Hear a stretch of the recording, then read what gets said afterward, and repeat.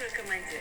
Ноябрьское обновление уже готово согреть 안 тебя в 뜨거워. эти холодные осенние дни. Встречай легкие крейсеры Японии в раннем доступе, улучшение графики, боевой пропуск, новый сезон клановых боев и очередные блицы. Меня зовут Даша Перова, и это обзор обновления 0.11.10.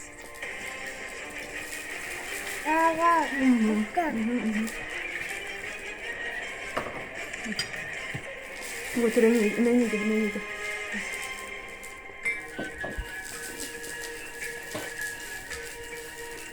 Командир, в армаде мира кораблей пополнение. Встречай вторую ветку крейсеров Японии в раннем доступе. Новички страны восходящего солнца, приверженцы средней и дальней дистанции боя. Способствует этому как раз таки хорошая дальность стрельбы и большое число пушек. Тут сразу стоит отметить, что новая ветка полностью представлена легкими крейсерами, чей калибр орудий не превышает 155 мм. Опа. Боевой портрет новых кораблей дополняют торпеды с высоким уроном и дальностью хода. Торпедные аппараты новобранцев игры, начиная с 7 уровня, обладают механикой доворота. Такая же есть и у новой ветки линкоров Великобритании. С таким вооружением и отличной маскировкой японские крейсеры могут неожиданно атаковать противника, а в случае опасности быстро скрыться. Получить большинство из этих крейсеров раньше всех можно будет с помощью японских жетонов. Этот временный ресурс будет наградой за не этап переборщила. математических групп боевых задач. Финальной наградой за их выполнение Они станет... же люди. Каждый свой. Ну, Иди вообще. Багада в технике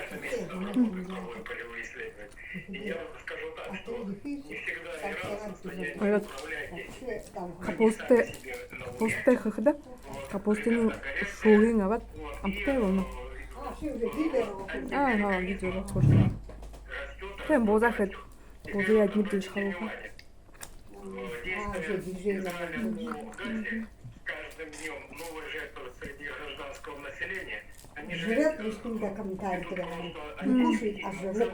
Жру. Ну, видите, а ты не положили, говорит, она не кушает, а жрет.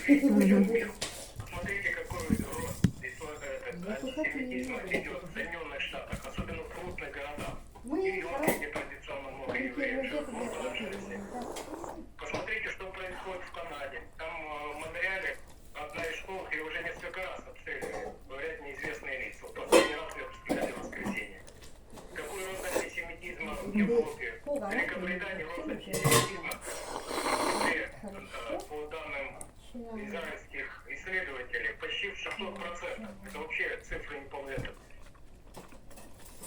Постскриптум. В 2023 году на Всемирном экономическом форуме в Давосе бывший главный экономист МВФ, действующий член Национальной академии наук США, один из самых влиятельных экономистов мира, профессор экономики Гарвардского университета Кеннет Рогов, прямо на камеру начал рассуждать, что для выживания экономик западных стран требуется создание нищей России, чтобы каждый ее житель вернулся в 90-е, и для Запада будет лучше видеть Россию и всех ее жителей наравне с Северной Кореей, Ираном и Венесуэлой. Цель западных санкций заключается именно в этом, подчеркнул он.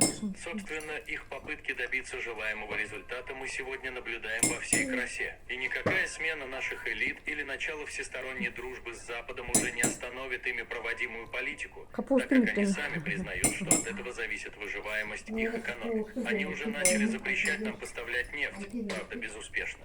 Затем начали диктовать России, по каким ценам ей нужно продавать свои ресурсы другим странам, введя ценовой потолок, тоже безуспешно. Теперь вот запрещают производить СПГ, безуспешно. И скоро запретят добывать газ в России. Уже даже не удивляешься всему происходящему. У американцев явно подгорает, ибо игра на выживание началась.